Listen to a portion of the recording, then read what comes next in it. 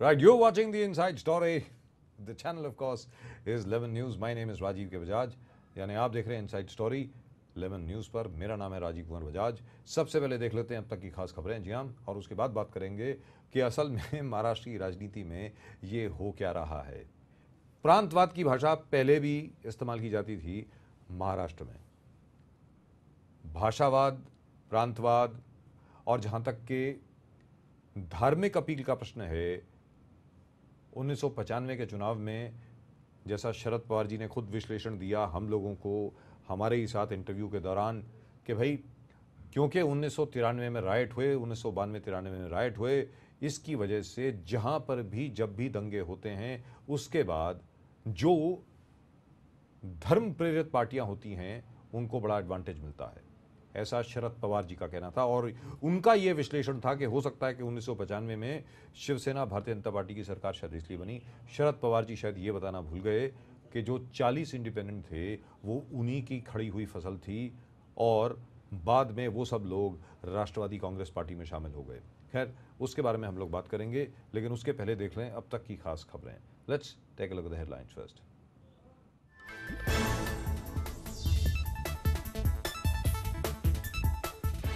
भारत ने दिया पाक को मुंहतोड़ जवाब। पाकिस्तान के 37 बॉर्डर चेक पोस्ट पर किया हमला। हमले में 15 पाकिस्तानियों की मौत।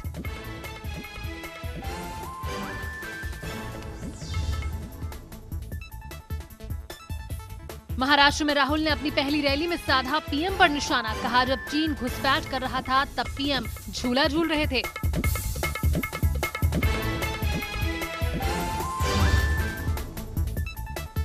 एम्स से हटाए गए पूर्व सतर्कता अधिकारी संजीव चतुर्वेदी ने लगाया स्वास्थ्य मंत्रालय पर आरोप। कहा पीएमओ को गुमराह कर रहा है स्वास्थ्य मंत्रालय।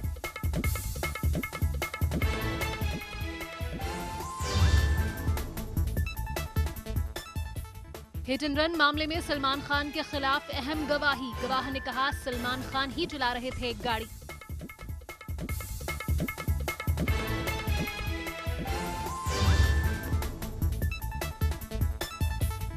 और रेल टिकट लेने के लिए खुला एक और रास्ता। आरक्षित और अनारक्षित टिकट लेने के लिए रेलवे ने किए प्राइवेट फॉर्म आमंत्रित।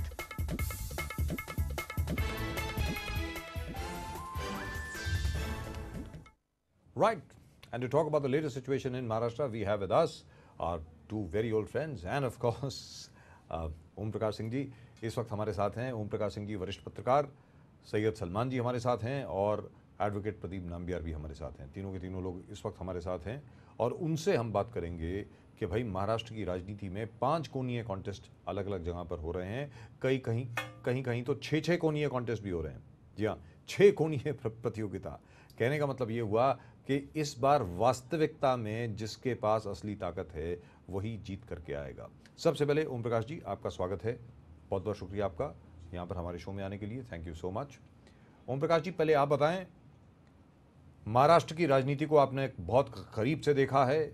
आप ये बताएं कि आखिरकार ये एंटी गुजरात कैंपेन जो इस वक्त चल रही है, ये शायद 60 के दशक के बाद, और 60 के दशक में भी सिर्फ 2 या 3 साल पहले ही चली थी, सिर्फ उसके बाद नहीं चली है। उसके बाद तो खैर एंटी साउथ इंडियन एक माहौल बना वगैरह वगैरह। ये पहली बार ऐसा हुआ है 30 के 40 सालों में कि एक अलग स्टेट को टारगेट किया गया है। ओम प्रकाश जी बताएं। जी, उसके पीछे की सिंपल सरल सी राजनीति है कि इस समय शिवसेना के पास और मनसे के पास कोई मुद्दा नहीं बचा हुआ है। परप्रांतीय का मुद्दा बहुत पुराना हो चुका है और उसके आधार पे अब कोई वोट मिलने नहीं जा रहे हैं। आपने देखा होगा कि मनसे ने उत्तर परप्रांतियों के मुद्दे को उठाया है, भैया शब्द का इस्तेमाल किया है, बहुत डेरोगेटरी टर्म्स में इस्तेमाल किया है, लेकिन कहीं से कोई उसका रिस्पांस नहीं मिला है और कोई रिएक्शन नहीं हुआ है। और इतना ही नहीं हो रहा है, बल्कि मनसे इस चुनाव में धीरे धीरे मार्जिनलाइज्ड होती जा रही है, किनारे हो रही है। शिवसेना के पास कोई रास्ता ही नहीं बचा कि उस मुद्दे को उठाए। गुजरात का मुद्दा जब 60 के दशक में उठा संयुक्त महाराष्ट्र आंदोलन के दौर में, तो महाराष्ट्र और गुजरात एक राज्य थे और उनका बंटवारा हो रहा था बॉम्बे प्रेसिडेंसी का।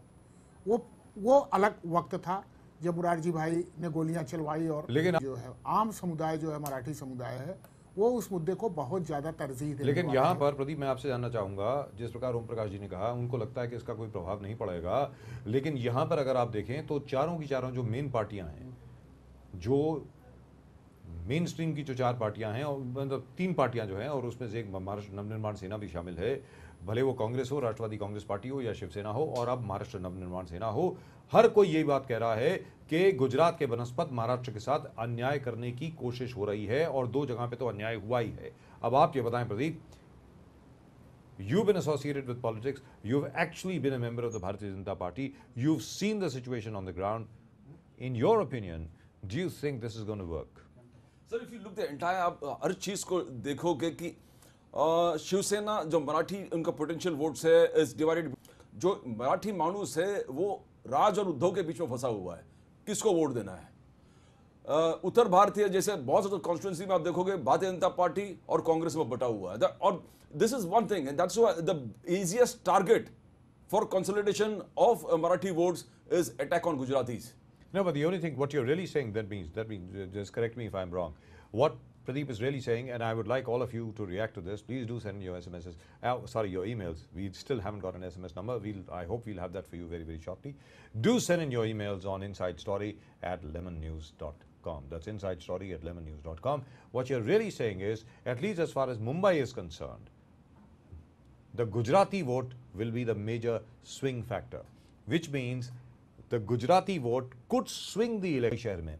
क्या गुजराती वोट इतना ज्यादा इंपॉर्टेंट है, या फिर उसको एक चिन्ह बना करके, एक सिंबल बना करके, उसके ऊपर अटैक फोकस करके, जो पूरी आक्रामक एनर्जी है मराठी मानुस की, यानी महाराष्ट्रियंस की, बाकी स्टेट ऑफ महाराष्ट्र में, उसको एक्सप्लॉइट करने की कोशिश की जा रही है? सलमान बताएं। सर वो जो दूसरी बात आपने कही वो ज़्यादा सही है, क्योंकि गुजराती बड़ी संख्या में है, लेकिन कुछ अलग अलग क्षेत्रों में उनका बहुल हो सकता है। वो अपने मताधिकार का प्रयोग कर किसी एक कैंडिडेट को जिता सकते हैं। बोरीवली हो गई, घाटकोपर हो गए, मलाबार हिल हो गए, ऐसे कुछ क्षेत्रों में। लेकिन गुजरात के मामले को लेकर जिस तरह से नरेंद्र मोदी अपने आप को गुजराती बताकर पेश करते रहे, शिवसेना और मनसे ने उसी का लाभ लिया और बिल्कुल गुजरातियों को एक तरफ, गुजराती भाषियों को हाशिए पर रखने का एक षड्यंत्र इस तरह से रचा कि मराठी अस्मिता की बात भी रह जाए, गुजराती दरकिनार भी कर दिए जाए, और मराठी वोटों का इस तरह से ध्रुवीकरण हो कि उन पर एक छत्र राज्य ठाकरे बंधुओं का हो जाए। न वो कांग्रेस की तरफ जा पाए, न एनसीपी की तरफ, क्योंकि एनसीपी, शरद पवार भी तो आखिर महाराष्ट्र के ही हैं, महाराष्ट्र से ही जुड़ी राजनीति करते हैं, तो मराठी भाषी एनसीपी की तरफ भी न जाने पाए। ये एक सोची समझी रणनीति के तहत उद्धव ठाकरे ने ये मामला चला, और इसका उन्हें खुराक भी गुजरात के नेताओं ने ही दी। आनंदीबेन पटेल ने आकर दी, और नरेंद्र मोदी के बयानों को लेकर जिस तरह से हाईलाइट किया गया। ओम प्रकाश जी, आपके पास आता हूं मैं। जिस तरीके से जनाब राज ठाकरे ने यह कहा कि भाई हिंदुस्तान के प्रधानमंत्री जब व्हाइट हाउस जाते हैं और प्रेसिडेंट ओबामा उनको अगर उनसे बात ही करना चाहते तो ये कह सकते थे, भाई हाउ आर यू, क्या हाल है आपका जनाब, कैसे हैं, लेकिन उनको खेमचो बोलते हैं। ये खेमचो जो है प्रेसिडेंट ओबामा ने जो प्राइम मिनिस्टर मोदी को बोला, इसी को एक मुद्दा बना लिया गया, और उसको लेकर के लोगों को इमोशनल करने की अब कोशिश की जा रही है। अब जहाँ तक कि मुंबई का सवाल है, या कोंकण का सवाल है, या इस इलाके का सवाल है, चलिए वहाँ पर साफ तौर पर दिख रहा है, लेकिन इंटीरियर का क्या हाल है, बाकी महाराष्ट्र का क्या हाल है, उसके बारे में जरा आप बताएं। जब राज ठाकरे या उद्धव ठाकरे मराठी की बात करते हैं, मराठी भाषा की बात करते हैं, मराठीपन की बात करते हैं, तो गुजरात के गए हुए से बने हुए एक प्रधानमंत्री को अगर केमचो बोला गया तो इसमें क्या आपत्तिजनक क्या है? क्यों नहीं बोला जाना चाहिए था? मेरी समझ है कि मनसे और शिवसेना दोनों अस्तित्व के संकट में हैं। ये चुनाव निर्धारित करने जा रहा है। आज आपने देखा हो कि राज ठाकरे का बयान आया है कि वो दोनों पार्टियों का मिलन हो सकता है, एक साथ हो सकती हैं, ये गठजोड़ नए बनने, और यही सवाल एनसीपी के साथ भी खड़ा है। एनसीपी भी अस्तित्व के संकट से जूझ रही है। ये तीनों पार्टियां ही इन मुद्दों को उठा रही हैं। कांग्रेस को इसको उठाने की जरूरत नहीं पड़ रही है, क्योंकि कांग्रेस का अपना एक, लेकिन ये सबसे पहले मुद्दा कांग्रेस ने ही उठाया है। यहीं पर इसी शो के दौरान जो कांग्रेस की नेशनल स्पोक्स पर्सन हैं प्रियंका चतुर्वेदी, सबसे पहले इसी शो के दौरान गुजरात बनस्पत महाराष्ट्र का मुद्दा उन्होंने यहीं पर उठाया कि किस प्रकार कोस्ट गार्ड का जो एक बहुत बड़ा प्रोजेक्ट था जो मुंबई में होने वाला था उसको उठा करके आपने गुजरात को दे दिया। रिजर्व बैंक ऑफ इंडिया के जो 4 बहुत अहम डिपार्टमेंट थे उनको उठा करके आप दिल्ली लेकर के जा रहे हैं। और उसके अलावा जहाँ तक इंडस्ट्री का सवाल है, गुजरात के लोग, गुजरात की जो चीफ मिनिस्टर हैं वो बॉम्बे की इंडस्ट्री को, महाराष्ट्र की इंडस्ट्री को अट्रैक्ट करने की कोशिश कर रही है गुजरात के लिए। तो लिहाजा सबसे पहले ये मुद्दा कांग्रेस ने ही उठाया। ओम प्रकाश जी, ये मुद्दा कांग्रेस ने जरूर उठाया, लेकिन कांग्रेस की कंपेन को लीड कौन कर रहे हैं? नारायण राणे, जो शिवसेना की मानसिकता के ही व्यक्ति हैं। वो कोई कांग्रेस की मानसिकता के व्यक्ति नहीं है।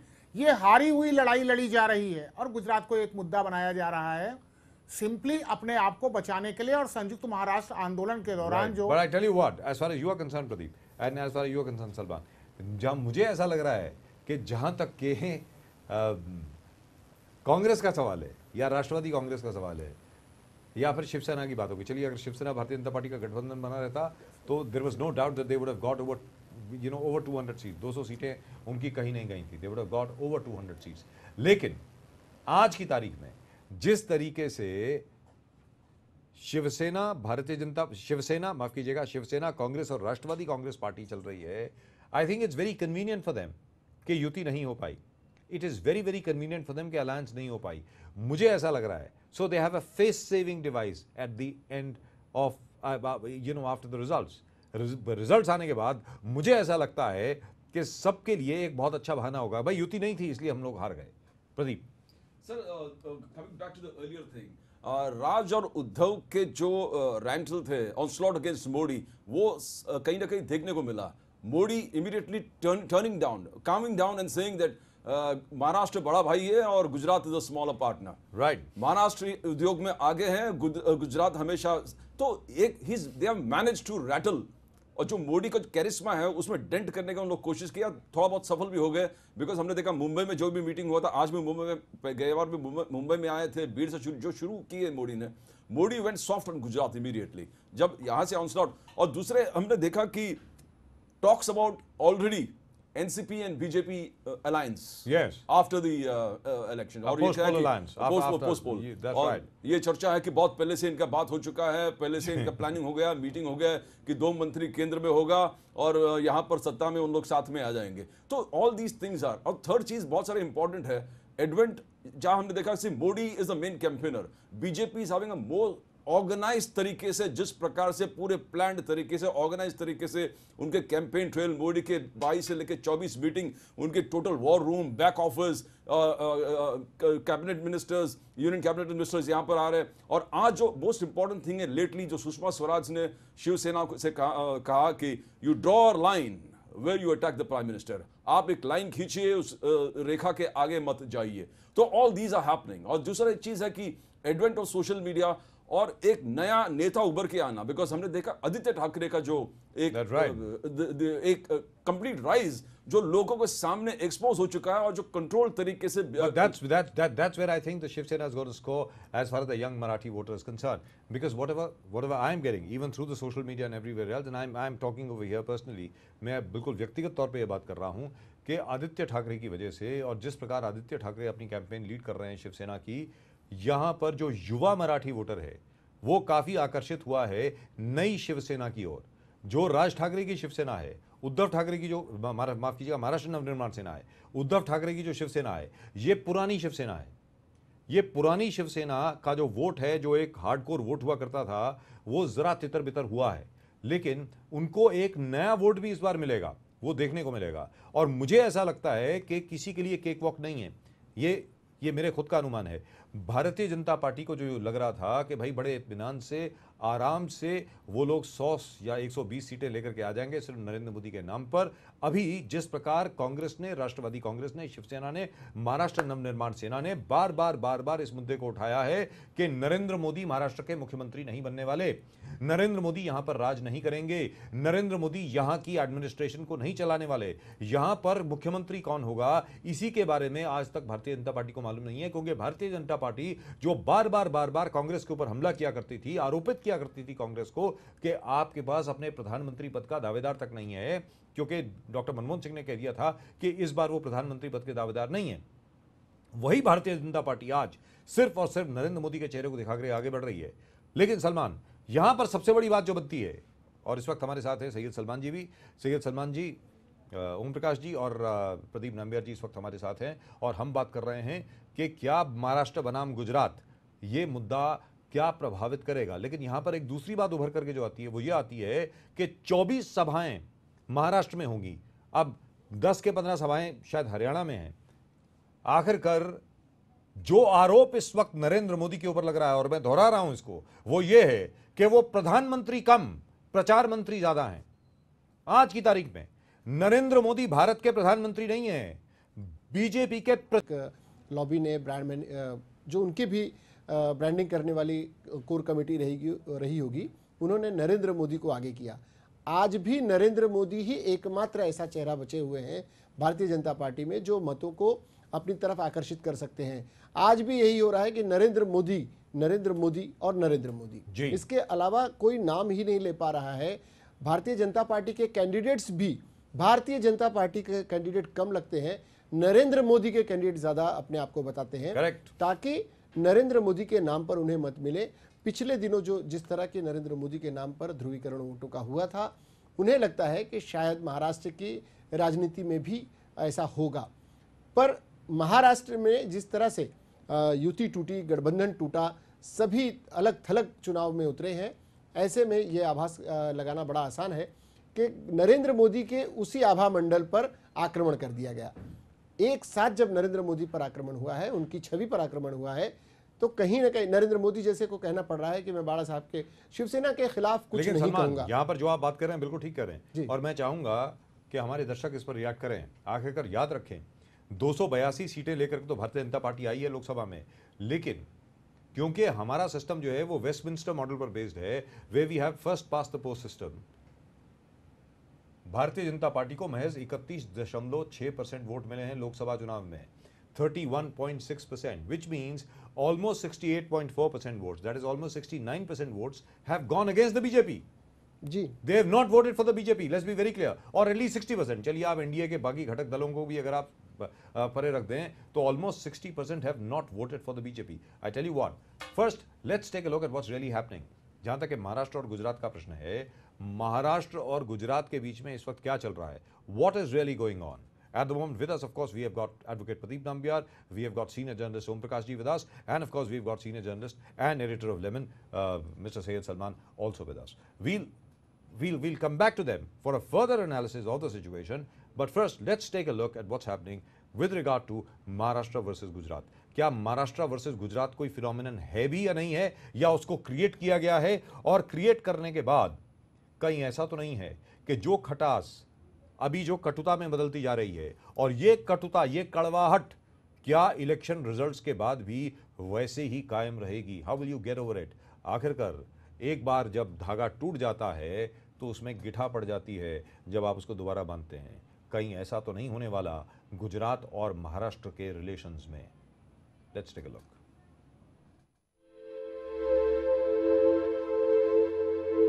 महाराष्ट्र की सियासत में मराठी वोट बैंक एक ऐसा वोट बैंक है जिसे महाराष्ट्र की सियासी पार्टियां कभी भी नजरअंदाज नहीं कर सकती। इसमें कोई दो राय नहीं कि महाराष्ट्र की सत्ता पर कौन काबिज होगा। इसे तय करने में मराठी वोटरों की अहम भूमिका रहती है। यही वजह है कि महाराष्ट्र में अक्सर राजनीतिक पार्टियां मराठी अस्मिता की बात करती आई हैं। बात चाहे मनसे की हो, शिवसेना की हो या फिर राष्ट्रवादी कांग्रेस की, हमेशा से ही मराठी अस्मिता की बात ये करते आए हैं।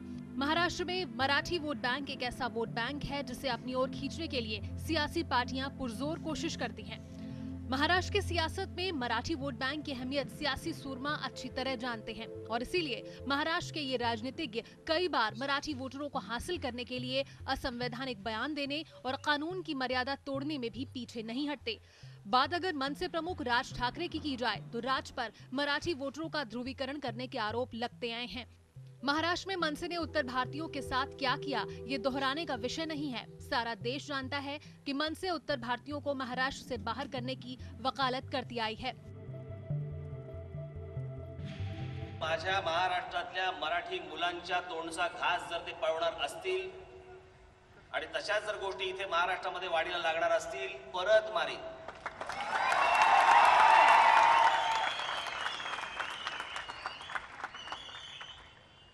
महाराष्ट्र आणि उत्तर प्रदेश आणि महाराष्ट्र आणि बिहार असा विषय नाहीये.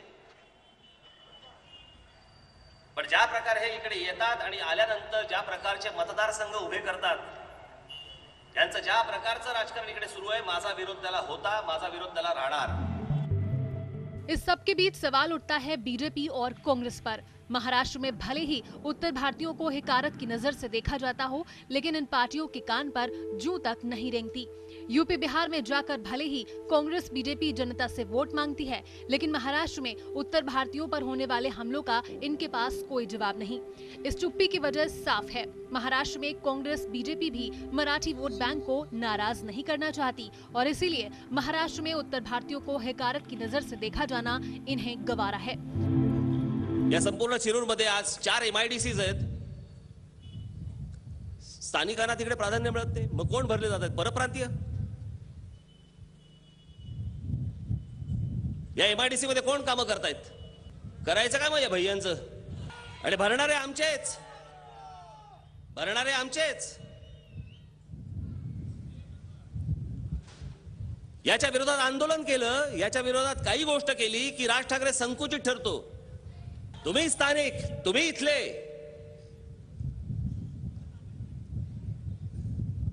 आमच्या जिल्ह्यातला माझा तरुण, माझ्या तरुणी या नोकरीसाठी वाट पाहतायत, व्यवसाय येत आहेत, पण कोण भरले जात आहेत माहिती नाही. त्याच्या विरोधात राज ठाकरे बोलला की राज ठाकरे संकुचित. इथल्या स्थानिक भूमिपुत्राला, मराठी मुलांनाच इथे महाराष्ट्रामध्ये नोकऱ्या मिळाल्या पाहिजेत, हा माझा आग्रह कायम राहणार. त्याच्यासाठी मला काय वाटेल ते करायला लागलं तरी चालेल, पण मी या गोष्टी होऊ देणार नाही. महाराष्ट्र में मराठी वोटरों के ध्रुवीकरण की राजनीति पुराना हथियार है। कोई खुलेआम मराठी अस्मिता की बात करता है तो कोई सियासी सूरमा महाराष्ट्र में उत्तर भारतीयों पर होने वाले हमलों पर चुप्पी साधे रहता है, लेकिन दोनों का मकसद एक ही है, मराठी वोटरों को किसी तरह से अपनी ओर खींचना। Bureau report, lemon news, Mumbai. और क्या इस बात में सच है कि महाराष्ट्र के साथ अन्याय हो रहा है?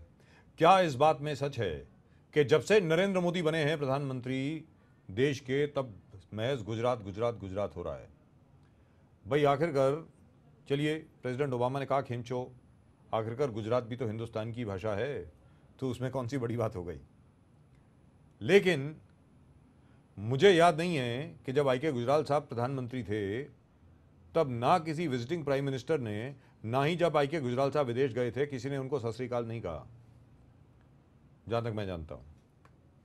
इसी प्रकार HD देवेगौड़ा जी जब प्रधानमंत्री थे और जब वो बाहर गए, विदेश गए, तब कन्नड़ में उनसे किसी ने बात नहीं करी। लिहाजा जहां तक के नरेंद्र मोदी का प्रश्न है, क्योंकि नरेंद्र मोदी ने बार बार अपने इलेक्शन कैंपेन के दौरान भी ये कहा कि हमारे गुजरात में ऐसा होता है, हमारे गुजरात में ऐसा होता है, और गुजरात मॉडल का बार बार दिलासा दिया गया, बार reference to the context Gujarat के बारे में कहा गया। इसलिए सबको ये लगने लगा कि कहीं ऐसा तो नहीं है कि जो गुजरात एक्सपेरिमेंट था, गुजरात मॉडल जो था, वो पूरे देश में लागू होगा। अगर औद्योगिकरण की बात करें, अगर आदिवासी सुधारीकरण की अगर बात करें, अगर पावर जनरेशन की बात करें, तो गुजरात मॉडल जैसा और कोई मॉडल नहीं है। लेकिन क्या वो बाकी भारत में काम करेगा?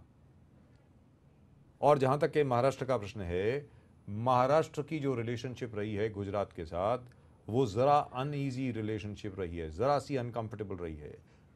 हाँ, इतना ज़रूर है कि जहाँ तक मुंबई का प्रश्न है, मुंबई में एक बहुत बड़ा गुजराती समुदाय शुरू से रहा है, right from the founding of Bombay up till today, which has driven industry, which has driven finance, which has driven the economy of Bombay, now Mumbai.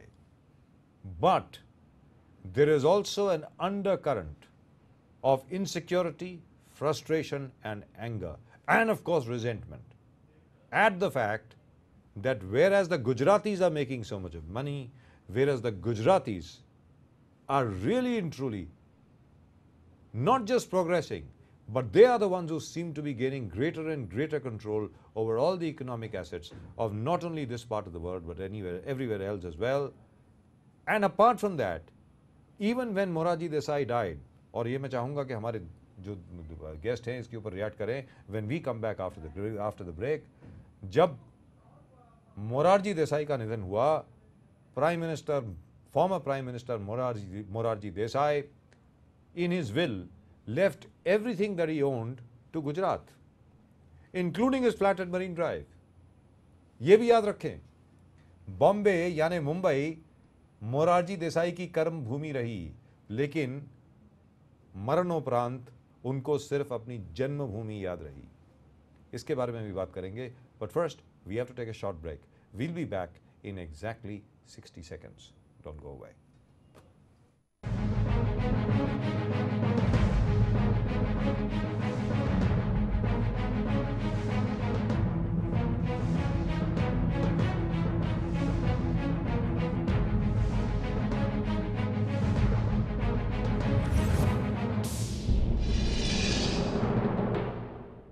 हजारों मील दूर रहता हूं आपसे, लेकिन आपके दर्द को भी भली भांति जानता हूं। नेतृत्व मोदींचे, दुःख दर्द जाणणारे, सरकार भाजपाचे, समृद्धी आणणारे, अवघ्या महाराष्ट्राचं एकमत, भाजपाला पूर्ण बहुमत।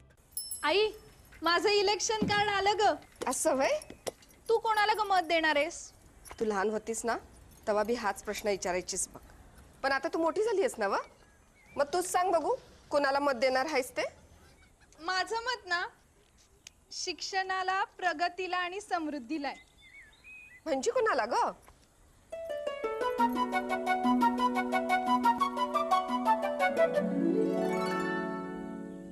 आपल्या राष्ट्रवादीला।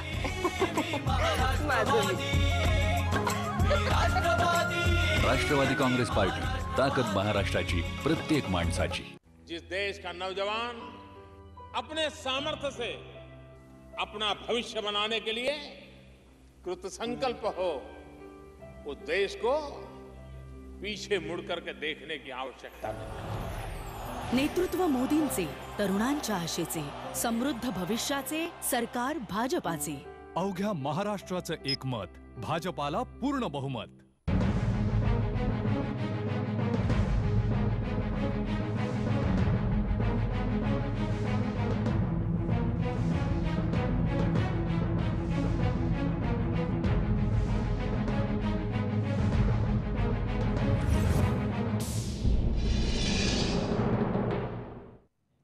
Right, welcome back. You're watching the Inside Story on Lemon News. My name is Rajiv K. Bajaj. मेरा नाम है राजीव कुमार बजाज और आप देख रहे हैं इनसाइड स्टोरी लेमन न्यूज़ पर। हम बात कर रहे हैं महाराष्ट्र बनाम गुजरात, हम बात कर रहे हैं महाराष्ट्र के चुनावों के बारे में, और हम इसकी भी बात कर रहे हैं कि लोकसभा चुनाव के बाद ये लग रहा था that it's more or less a given that it will be a walkover for the BJP, कि भारतीय जनता पार्टी के लिए एक वॉकओवर होगा हरियाणा में और महाराष्ट्र में, दोनों जगह पर वॉक ओवर होगा। ज़्यादा मेहनत करने की भी ज़रूरत नहीं है, सिर्फ नरेंद्र मोदी का चेहरा दिखाइए और आगे बढ़िए। एक ज़माने में ऐसे ही होता था। मनमोहन देसाई साहब अमिताभ बच्चन के साथ पिक्चर बनाया करते थे, वो अपने आप हिट हो जाती थी, भले उसमें स्क्रिप्ट हो या ना हो, उसमें डायलॉग हो या ना हो, स्टोरी हो या ना हो। अमिताभ बच्चन का चेहरा दिखा नहीं और फिल्म हिट हुई नहीं। और उसके बाद बच्चन साहब की भी फिल्में फ्लॉप होनी शुरू हो गई। कहीं ऐसा तो नहीं है कि नरेंद्र मोदी की ये वाली फिल्म जो है कहीं फ्लॉप होने के कगार पे तो नहीं है?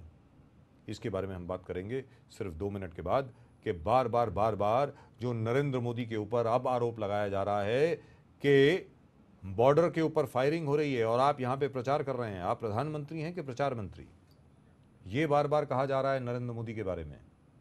इसके बारे में हम बात करेंगे, लेकिन हेडलाइंस देखने के बाद एक बार फिर देखते हैं आज की खास खबरें।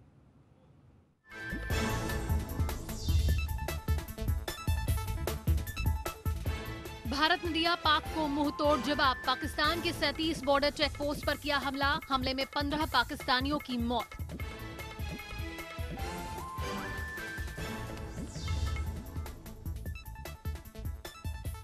महाराष्ट्र में राहुल ने अपनी पहली रैली में साधा पीएम पर निशाना। कहा, जब चीन घुसपैठ कर रहा था तब पीएम झूला झूल रहे थे।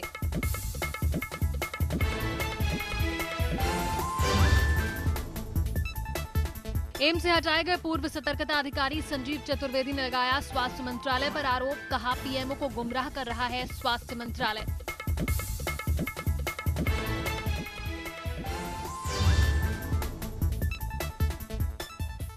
हिट एंड रन मामले में सलमान खान के खिलाफ अहम गवाही। गवाह ने कहा सलमान खान ही चला रहे थे गाड़ी।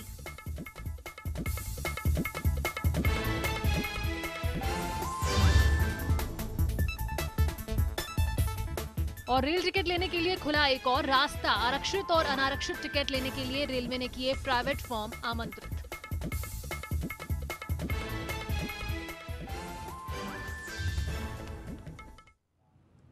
Right. We were talking about whether or not we have a prime minister or a propaganda minister. यानी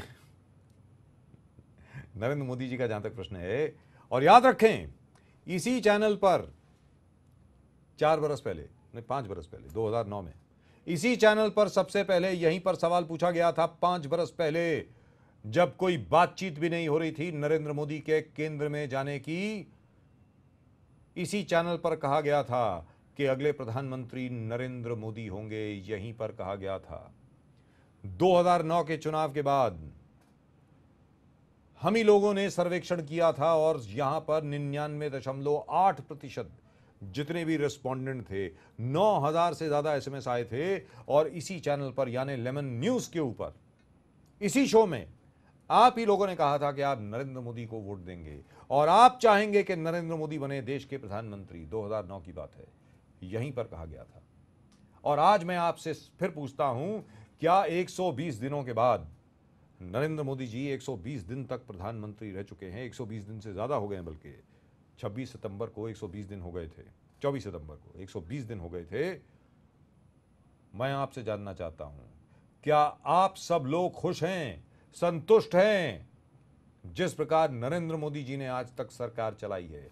आप अपने रिस्पॉन्सेज भेजें और insidestory@lemonnews.com। That's insidestory@lemonnews.com। मैं आता हूं एक बार फिर ओम प्रकाश जी के पास। ओम प्रकाश जी, आप बताएं, जिस प्रकार अभी चुनाव लड़ा जा रहा है, चुनाव के पहले ऐसी उम्मीद नहीं थी कि ये इतना कलरफुल चुनाव होगा, इतना पैशनेट चुनाव होगा, इतना ज्यादा लोग उत्साहित होंगे एक दूसरे के ऊपर आक्रमण करने में। बताएं। एक चीज मैं आपके ध्यान में लाना चाहूंगा कि नरेंद्र मोदी प्रचार जरूर कर रहे हैं, लेकिन भाजपा ने एक ब्रांड क्रिएट किया। नरेंद्र मोदी एक प्रधानमंत्री ही नहीं है, भाजपा के नए भाजपा के ब्रांड हैं और भाजपा उनको उस रूप में पेश करे। और एक नया, ये नरेंद्र मोदी केवल आज की फिनोमेना नहीं है, 10, 5 साल, 4 साल की फिनोमेना। एक हिंदू जनमानस, जो भारत का जनमानस आज 2000 साल से जिस एस्पिरेशन को ले जा रहा था, नरेंद्र मोदी उस एस्पिरेशन को रिप्रेजेंट कर रहे हैं। मेडिसन स्क्वायर पे जब नरेंद्र मोदी नाच रहे थे, गा रहे थे, तो बंबई में तमाम लोग उस शो को देखते हुए ये बोल रहे थे कि ये भारत जाग रहा है, भारत का ग्लोबल रिस्पांस मिल रहा है। तो नरेंद्र मोदी एक फिनोमेना, और नरेंद्र मोदी उस फिनोमेना अगर वो प्रचार पे उतर रही है, ये कोई अनहोनी नहीं कि सुप्रिया सुले बोलती हैं कि उद्धव ठाकरे अगर उनको अफजल खान बोलते हैं तो ये बुरा है।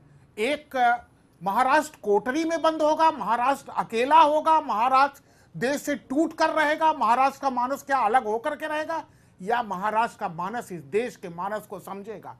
उद्धव ठाकरे ने बहुत बड़ी गलती की है, बहुत बड़ी भूल की है। और जिस युवा को आप बोल रहे हैं कि आदित्य ठाकरे के बल पर यह हुआ, 24 साल के युवा ने जो फैसला लिया है, ऐसे फैसले राजनीति में नहीं लिए जाते हैं। शिवसेना ने अपने आप को एक किनारे झोंका और इसका चुनाव में इसके परिणाम निकलने वाले, इसके नतीजे आने वाले। Right Pradeep, what do you think?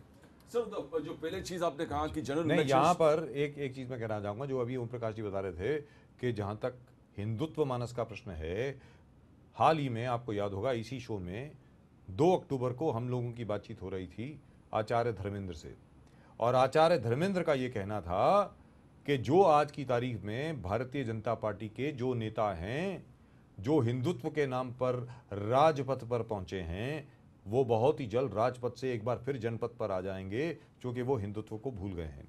ऐसा आचार्य धर्मेंद्र का कहना है। मैं सिर्फ आपको याद दिला रहा हूं। जी प्रदीप जी बताएं। सर मैं एक मिनट, जी अब मैं आता हूं आपके पास। सर, एक चीज आपने कहा कि जो आरएसएस हमने और लगा कि सरकार बना सकते हैं नरेंद्र मोदी, बड़ी खूबसूरती से जो कांग्रेस और उनके सहयोगी दलों के खिलाफ मतों का जो ध्रुवीकरण हुआ, वो भी भारतीय जनता पार्टी की तरफ गया। सिर्फ अगर वोटों का ध्रुवीकरण, हिंदू वोटों का ध्रुवीकरण होता तो बाकी संख्या नगण्य हो जाती, ये स्वीप कर जाते, क्योंकि बाकी मत है कहाँ। बचते कहाँ है अगर सारे हिंदू एक मत हो जाए तो? मतों के आधार पर उस हिंदुत्व की बात हो रही है जिस हिंदुत्व के को चाहते हैं आचार्य धर्मेंद्र, या पहले की 10 साल पहले की संघ, जैसा ओम प्रकाश जी कह रहे थे, अगर उस हिंदुत्व पर चलने वाला सवाल है ही नहीं। महाराष्ट्र पिछड़ा अरे रहेगा, 4 दिन तो महाराष्ट्र बचे हैं। खत्म होगा। आप मुझे ये बताइए, आज हम 9 तारीख पर हैं, हाँ। 4 दिन तो बचे हैं अभी प्रचार के। सर, 15 तारीख को चुनाव है। मैं गिव मी अ नंबर, आप मुझे बताएं 288 सीटों में भारतीय जनता पार्टी को आप कितनी सीटें देते हैं, वो बताएं। भारतीय जनता पार्टी को मेरी समझ से +100 सीटें जा रही हैं, और उसका 100 सिंपल कारण है कि महाराष्ट्र को विकास चाहिए। राइट, +100 20 साल में कोई इंडस्ट्री आ नहीं नरेंद्र रही। Modi without a chief minister +100। Salman आप बताएं। I'll come to you, Pradeep, for a number in just a minute. Sir, Salman ji आप बताएं। आंकड़ों के खेल में इसलिए नहीं पढ़ा जा सकता क्योंकि भारतीय जनता पार्टी नहीं, आंकड़ों के खेल में आपको पढ़ना ही पड़ेगा। यहाँ पर आप एस्केप नहीं, यू कांट जी, एस्केप, मैं समझ रहा हूं। आप भाग नहीं सकते। You have to give me a sir, number. 100 तक हो सकता है भारतीय जनता पार्टी पहुंचे, लेकिन उस कंडीशन में कि शिवसेना को बड़ा लॉस कर पाए तब। जी, शिवसेना को अगर बड़ा लॉस कर पाती है तभी भारतीय जनता पार्टी। लेकिन यहाँ पर मैं आपसे जानना चाह रहा हूँ, जो सवाल मैंने प्रदीप जी से पूछा और ओम प्रकाश जी से पूछा, अब आपसे भी वही सवाल पूछ रहा हूँ, क्या महाराष्ट्र में आपको कोई हिंदुत्ववादी वेव दिख रही है? क्या आपको कोई ऐसी वेव दिख रही है? और दूसरी चीज, जहां तक के एक और चीज मैं अपने दर्शकों को याद दिलाना चाहता हूं कि जो मुसलमान वोट था लोकसभा चुनाव के दौरान, सबसे कम मुसलमानों ने वोट दिया इस बार लोकसभा चुनाव में। लोग आए ही नहीं बाहर। क्या इस बार मुस्लिम वोट ज्यादा पड़ेगा? क्या इस बार जो ओबीसी वोट है उसका कंसोलिडेशन होगा? और जहां तक के मराठा वोट का प्रश्न है, मानता हूं विनायक मेटे जी आज की तारीख में भारतीय जनता पार्टी के साथ हैं, लेकिन उनके जो कैंडिडेट्स हैं, अलग अलग कैंडिडेट्स जो अलग अलग कॉन्स्टिट्यूंसी में हैं, वहां से मुझे कुछ खास खबरें नहीं आ रही हैं कि वो भारतीय जनता पार्टी को या उनकी सहयोगी पार्टी को वो कोई वोट पड़ने वाला है। सलमान जी बताएं। सर, जब नरेंद्र मोदी आकर यहाँ कहते हैं कि अगर गोपीनाथ मुंडे जीवित होते तो मुझे आना नहीं पड़ता, इस एक वाक्य में बहुत कुछ छुपा हुआ है कि कोई अपीलिंग लीडर भारतीय जनता पार्टी के पास नहीं है। नरेंद्र मोदी के नाम पर ही जो मतों का ध्रुवीकरण होगा भारतीय जनता पार्टी की तरफ, वही उसकी कमाई होगी। अन्यथा नरेंद्र मोदी का यह कहना कितना यहाँ के नेताओं के लिए कितना शर्मनाक है कि कोई चेहरा ही नहीं है उनके पास। गोपीनाथ मुंडे के नाम पर 2 चीज़ें कर दी, एक तो सिंपैथी भी गेन कर ली कि उन्हें हम याद कर रहे हैं, और दूसरी चीज़, अगर वो होते तो मुझे इतनी सभाएं नहीं करनी पड़ती। ये दर्शाता है कि नरेंद्र मोदी अपना आखिरी पत्ता खेल चुके हैं महाराष्ट्र के लिए। उन्हें पता है कि 5 सालों के लिए जब हम अलग अलग चुनाव लड़ रहे हैं तो वो हरबे इस्तेमाल कर ले जिससे सरकार शिवसेना से ज़्यादा संख्या में हम आ सके। यही उनकी नीति है। और दूसरी तरफ शिवसेना की भी यही नीति है कि कम से कम कांग्रेस और एनसीपी कितनी सीटें आती है उसकी पड़ी नहीं, उन्हें ये पड़ी है कि भारतीय जनता पार्टी से हमारी सीटें ज़्यादा आए, ताकि जब अगली बार हम सरकार बनाने की बात करें और सो कॉल्ड समधर्मी और समान विचारों की बातें हो, तब हम सीटों पर। कहने का मतलब ये हुआ कि भले देवेंद्र फडणवीस हों, आशीष शेलार हों या पंकजा मुंडे हों, जो भी मुख्यमंत्री बने, भारतीय जनता पार्टी की ओर से चेहरा नरेंद्र मोदी का ही रहेगा। और आपके मुताबिक हो सकता है कि 100 का आंकड़ा टच कर ले भारतीय जनता पार्टी, ये आप कह रहे हैं, इसके बावजूद कि उनके पास कोई मुख्यमंत्री पद का दावेदार इस वक्त नहीं है। प्रदीप आप बताएं। सर, मुझे ये समझ में नहीं आ रहा कि व्हाट इज द हार्म। आपके स्टार कैंपेनर ही से ही आप कैंपेन करेंगे, आप दूसरे को, अब स्टार कैंपेनर को छोड़ के दूसरे से थोड़ी कैंपेन करेंगे। आज पूरे महाराष्ट्र में एक ही पार्टी है जो एक प्रॉपर कैंपेन की तरह से लोगों के सामने उतरा है। बीजेपी नरेंद्र मोदी को लेके चल, और कांग्रेस के देखो टोटल कंफ्यूज्ड। कौन है? Who is the greatest crowd puller? Is it Sonia Gandhi, Rahul Gandhi और Prithviraj Chauhan? It's a joke, it's a joke. आप आज पृथ्वीराज चौहान सब होर्डिंग्स में आप देखोगे, न्यूज़पेपर में उनका इतना बड़ा you had pointed this out. Pradeep, you had pointed this out and so had you, Salman, that as far as for the first time we have seen Sonia Gandhi ji की तस्वीर जो है वो इतनी छोटी सी है और पृथ्वीराज चौहान साहब की तो again Congress is confused. Probably they have already accepted that defeat is there. That's right. That's what I was coming to. Or if you look at Raj and Uddhav, the Marathi electorate is confused. हम किसको दे? राज को दे, उद्धव को दे, और क्यों दे? इनको तो so give us a number, Pradeep. Number. More than definitely, in spite of all misgivings, more than 100 for BJP. How just many? because they have a sustained How campaign. many? They might touch 130 also. Right. To majority. You know, I tend to agree. I tell you what, I tend to agree. In spite of all my misgivings, I think the Bharatiya Janata Party, it will be either or. या तो भारतीय Janata party बिल्कुल SVEEP करेगी elections, 140 के करीब है, 145 सीटें भी आ सकती है भारतीय जनता पार्टी की, मुझे ऐसा लग रहा है, या फिर भारतीय जनता पार्टी अपने पुराने आंकड़े यानी 46, 50, 55 पर ही रुक जाएगी। अगर 46, 50, 55 पर नहीं रुकती है तो मुझको ऐसा लगता है, ये मेरा सोचना है कि भारतीय जनता पार्टी कम से कम हो सकता है 100 तो पक्के ही हैं, it will be anywhere between 130 to 145 seats. There is a possibility that the BJP just might sweep the elections. क्योंकि नरेंद्र मोदी जैसा कैंपेनर आज की तारीख में किसी और के पास नहीं है, इसके बावजूद कि बार बार लगातार प्रहार हो रहा है नरेंद्र मोदी के ऊपर. नरेंद्र मोदी की एक एक बात को लेकर के नरेंद्र मोदी के ऊपर प्रहार किया जा रहा है. I tell you what, let's take a look again at Uddhav Thackeray, R.R. Patil and Raj Thackeray. Uddhav Thackeray, R.R.. Patil और राज ठाकरे नरेंद्र मोदी के ऊपर प्रहार करते हुए, नरेंद्र मोदी को आरोपित करते हुए, नरेंद्र मोदी का मजाक उड़ाते हुए. Let's hear them all. आणि क्षणभर धरून चालला. दिल्ली में हमारी सरकार, राज्य में भी हमारी सरकार. मुख्यमंत्री कोण? चेहरा आहे? चेहरा आहे का मुख्यमंत्री पदाचा? का नुसतं शेपूट हलवणारा मुख्यमंत्री? बरं हलवेल तो हलवेल, तो पण विचारेल दरवेळेला दिल्लीकडे, हलवू का, हलवू का, हलवू का? मग दिल्ली सांगेल अभी टाइम नहीं है, थोड़ी देर के बाद फोन करो, फिर हिलाओ के शेपूट. मग परत फोन येईल, अब हिलाओ क्या? हा ठीक आहे, आधा इंच हिला सकते आप. हे असं शेपूट हलवणारा मुख्यमंत्री तुम्हाला चालेल? दिल्लीत आणि राज्यात एकच सरकार, पण राज्यातलं सरकार हे शेपूट हलवणार. हा मराठवाडा. गोपीनाथजी मुंडे हा एक आपल्या युतीतला मोठा दुवा होता, युती जोडून ठेवणारा सांधा होता. जोपर्यंत गोपीनाथजी होते तोपर्यंत युती बरोबर चालली होती. गोपीनाथजी गेल्यानंतर युती तुटली. युती जरी त्यांनी तोडली असली तरी सुद्धा खास करून मुंडे कुटुंबीय आणि महाजन कुटुंबीय यांच्या बरोबरचे आमचे काही ऋणानुबंध आहेत ते मी तुटू देणार नाही. मी या मुलींच्या मागे त्यांचा भाऊ म्हणून उभा राहणार आहे, भाऊ म्हणून. आणि मग तिथल्याही शिवसैनिकांना सांगितले की कोणत्याही परिस्थितीत पंकजा आणि प्रीतम या निवडून आल्याच पाहिजेत. जादूची काढणी नसते तर मग 100 दिवसामध्ये आम्ही पाकिस्तानला जाब विचारू, 100 दिवसामध्ये आम्ही स्वस्ताई आणू, 100 दिवसात आम्ही काळधन प्रदेशातनं परत आणू. ही जनतेला दिशाभूल करणारी खोटी आश्वासनं का दिली होती याचं उत्तर देण्याचं उत्तरदायित्व त्यांच्यावर येतं. आणि जादूची काठी नसतेच, पण देशाच्या पंतप्रधानांच्या हातामध्ये जी RSSची काठी आहे तिचा देशाच्या एकतेला धोका आहे. त्यांनी ती काठी पहिल्यांदा दूर ठेवली पाहिजे आणि सगळ्यांचं प्रतिनिधित्व केलं पाहिजे.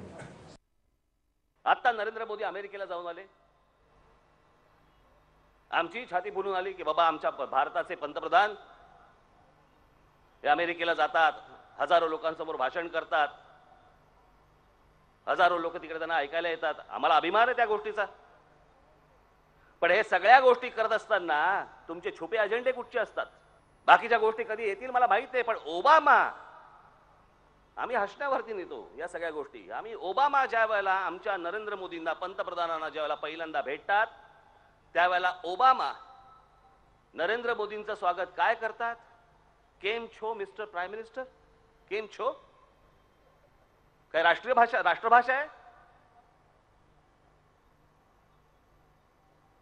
म्हणजे आता ते हुशार देश आहेत, ते त्यांचे राष्ट्राध्यक्ष सगळा अभ्यास करू देतात की असं बोलल्यावरती हा माणूस खुश होईल असं त्यांना वाटलं. खरं बघायला गेलं तर त्यांनी म्हटलंच तर हिंदीमध्ये विचारायला पाहिजे होतं, कैसे है आप, फार फार तर. पण केम छो म्हणजे आमच्या पंतप्रधानांची ओळख भारताचे पंतप्रधान म्हणून आहे जगात की गुजरातचे पंतप्रधान म्हणून आहे जगात? ती जर ओळख असेल तर मग महाराष्ट्रातल्या प्रत्येक राज्याची आमची आमची पण ओळख आहे.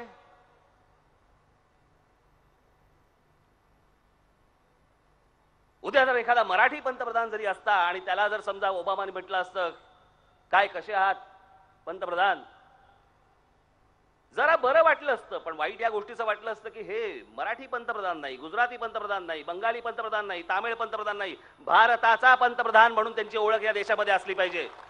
अमेरिकेच्या इतिहासामध्ये त्या व्हाईट हाऊसच्या बाहेर काय चालू होतं? मनोरंजनाचा कार्यक्रम काय चालू होता? गरबा. काय म्हणायचंय काय, काय सांगायचंय काय?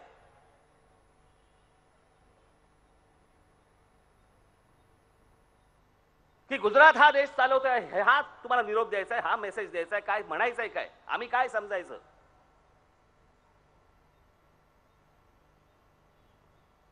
आम्हाला भारताचे पंतप्रधान म्हणून नरेंद्र मोदी चालतील, पण गुजरातचे पंतप्रधान म्हणून जर समजा ओळख होणार असेल, आम्हाला मान्य नाही. Right, you heard them, you heard them, you heard them before, you heard them again. Now, a very quick word, since we really have come to the end of the show, a very quick analysis of the situation as far as Maharashtra is concerned from all our three panelists. First, let's go straight across to Om Prakash ji. Om Prakash ji, अब आप बताएं, मेरी समझ में जैसे मैंने कहा, हो सकता है कि जहाँ तक भारतीय जनता पार्टी का सवाल है, भारतीय जनता पार्टी या तो 56 या 60 के आंकड़े तक रहेगी, या फिर जो लोकसभा में हुआ वही महाराष्ट्र में होगा. हो सकता है 145 या 150 तक भी पहुंच पाए. लेकिन यहाँ पर दूसरी चीज जो सामने आती है वो ये है कि लोकसभा चुनाव के बाद जितनी भी बाई इलेक्शंस हुई हैं वहां पर भारतीय जनता पार्टी हारी क्यों है, ये बताएं ओम प्रकाश जी. बाई इलेक्शंस में हारने का उत्तर प्रदेश का सबसे बड़ा कारण था कि वहां मायावती चुनाव के मैदान में नहीं थी. 60-65 सीटें, 62 सीटें हैं विदर्भ में, जहां कम से कम 50 सीटें भाजपा के खाते में सीधे सीधे जा रही हैं, जहां कोई कंटेस्ट ही नहीं है, लड़ाई ही नहीं है. 55 तो परप्रांतीय उम्मीदवार लिए हैं भाजपा ने, जो बड़े मजबूत उम्मीदवार हैं, उनमें से अधिकांश जीतने जा रहे हैं. मेरी अपनी जानकारी है कि पश्चिम महाराष्ट्र में भी एनसीपी का इलेक्शन ही नहीं खड़ा हो पाया, चुनाव प्रचार ही नहीं खड़ा हो पाया है. कांग्रेस में आप क्या महाराष्ट्र में ये सोच रहे हैं कि पृथ्वीराज चौहान के नाम पर वोट मिलेंगे और चुनाव का नतीजा कांग्रेस के पक्ष में जाएगा? मुस्लिम consolidation. Alright, so hang on a minute. You've already given your figure of the BJP. जहाँ तक भारतीय जनता पार्टी का प्रश्न है, आपने भारतीय जनता पार्टी का आंकड़ा अभी 4 दिन बचे हुए हैं बजाज साहब. मैं मानता हूं, लेकिन फिर भी आपने कहा हो सकता है 100 तक जाए, ये ऐसा आपने बोला, हो सकता है 100 पार भी करे. लेकिन यहां पर आप ये बताएं कि जहां तक के कांग्रेस का प्रश्न है, इस बार कांग्रेस की दशा या दुर्दशा क्या होने वाली है, वो जरा बताएं. सर, एक आधार है मुस्लिम वोट. ये मुस्लिम वोट कितना मिलेगा कांग्रेस को, मेरी समझ से परे है कि उसी अकेले मुस्लिम वोट पर आप कितनी सीटें जीत सकते हैं. पश्चिम महाराष्ट्र का मराठा पूरी तरह से बटा हुआ, वो शिवसेना में भी है, एनसीपी में भी है, कांग्रेस में भी है, और वोट का डिवीजन बड़े पैमाने पे होने जा रहा है पश्चिम महाराष्ट्र में. सहयोगी दल वहां भाजपा के साथ है, जानकर साथ में है, राजू शेट्टी साथ में है. So as far as the Congress is concerned, Congress will get how many seats? 20, 25, 30, maximum 30. Shivsena maximum 30. All right, maximum 30. And the Shiv Sena? 30. Shiv Sena 30. Right, Pradeep. Sir, as it is BJP with a well-organized, well-lit machinery headed by We already talked about the BJP. Let's talk about the Congress. How many seats? जितने भी हमने देखे candidates, चाहे वो कृपा शंकर हो या हेगड़े, कृष्णा हेगड़े हो, सब भयभीत है. आई मीन उनको ये पता नहीं कि क्या होने वाला है, बिकॉज रो रहे हैं, उनके वोट बटा हुआ है, उनको लग रहा है कंसोलिडेशन ऑफ बीजेपी. कल तो आप कृपा शंकर सिंह जी के साथ थे, और मैं ये अपने दर्शकों को बताना चाहूंगा कि जहां तक कृपा शंकर सिंह का सवाल है, कृपा शंकर सिंह कांग्रेस कैंडिडेट्स में से सबसे ज्यादा कॉन्फिडेंट वही हैं. मुझे ऐसा लग रहा है कि जिस प्रकार उनकी कैंपेन चल रही है, और वो भी भयभीत लग रहे थे. सबसे बड़ी बात ये है वोट्स वहां भी बटने वाला है. बहुत सारे जगह पे ओवैसी के कैंडिडेट्स हैं, समाजवादी के candidates. How many seats, Pradeep? It's very, I mean 30, 40 आप यही दिख रहा है हर चीज. Anywhere between 25 to 40. Yes. Now what about the NCP? NCP and Congress together, 50? You can 50 say to yes, 60? 50 to 60. 50 to 60 together. Exactly, sir. Right. So 50 to 60 together, say 30 to 40 for the, and for the Shiv Sena, 30 to 40 for the Shiv Sena? 30 to 40 for the Shiv Sena. All right. So 100 के करीब में, 100 के आंकड़े में ये तीनों पार्टियां निपट जाएंगी, तीनों चारों पार्टियां. आप ये कहना चाह रहे हैं? It looks, it is right. frightening. ओम प्रकाश जी, क्या आप भी इस बात से सहमत हैं कि ये तीनों चारों पार्टियां जो हैं वो 100 के करीब के आंकड़े में सारी लगभग होगा 120 के आसपास, 100 या 120, यानी 168 सीटें जो हैं वो मैदान साफ है भारतीय जनता पार्टी के लिए. Salman, one final word from you, आप बताएं. जिस तरह से 100 के अंदर समेट रहे हैं, तब तो पूरा का पूरा सुपड़ा साफ है, ऐसा नहीं. आपसे मैं पूछ रहा हूं, नहीं, मैं आपसे पूछ रहा हूं, ये आप इन बात पर ना जाएं. ये मुझे ऐसा लग रहा है कि दोनों के दोनों दिलाएगा. एक सिर्फ सिंपल फॉर्मूला उनके लिए ये बचा है, वो अपने नाम पर कुछ भी नहीं लेने जा रहे. बची शिवसेना, और जो असली जंग है वो शिवसेना और भारतीय जनता पार्टी के बीच में है. मराठी अस्मिता लोकल लोगों के बीच हम जब रहते हैं, पाते हैं कि मराठी युवा वो कहीं ना कहीं शिवसेना की तरफ आकर्षित हो रहा है. हालांकि वो चाहता था कि भारतीय जनता पार्टी के साथ उसका गठबंधन हो. मराठी कितना शिवसेना को वोट देता है इसके ऊपर बहुत कुछ निर्भर करेगा. भारतीय जनता पार्टी उस truthfully speaking, nothing, because it could go either way. It could be either this way or that way. But except for the fact that more or less everybody is, has come to the conclusion that as far as the BJP is concerned, the BJP's performance is going to be very, very good indeed. यानी भारतीय Janata party की जो performance है वो बहुत अच्छी रहेगी। आज तक 1989 से लेकर के आज तक जो भी भारतीय जनता पार्टी की परफॉर्मेंस है उससे तो बहुत ही ज़्यादा अच्छी रहेगी इस चुनाव में। एंड अल्टीमेटली या तो 60 सीट तक सीमित रह जाएगी भारतीय जनता पार्टी, और अगर 100 का आंकड़ा क्रॉस करती है तो 145-150 तक जाएगी। And remember, you heard it right here first on Inside Story on Lemon News. Right, we'll give you the headlines from Mumbai and the rest of Maharashtra. As far as we are concerned, we'll be back here on the same channel at the same time tomorrow. Keep watching Lemon News. And do keep sending in your emails on insidestory@lemonnews.com. Bye-bye.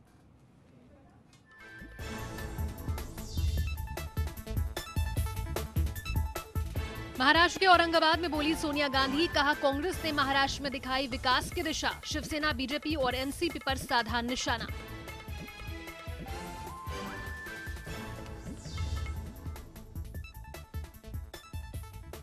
Maharashtra में राहुल ने अपनी पहली rally में साधा PM पर निशाना, कहा जब चीन घुसपैठ कर रहा था तब पीएम झूला झुला रहे थे।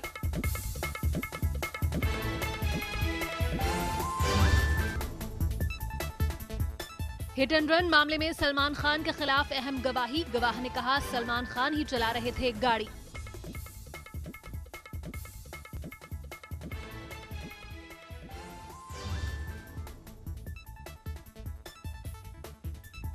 और बीजेपी शिवसेना में खूनी संघर्ष, भिवंडी के कामतघर इलाके में जमकर शिवसेना बीजेपी कार्यकर्ताओं के बीच हुई मारपीट।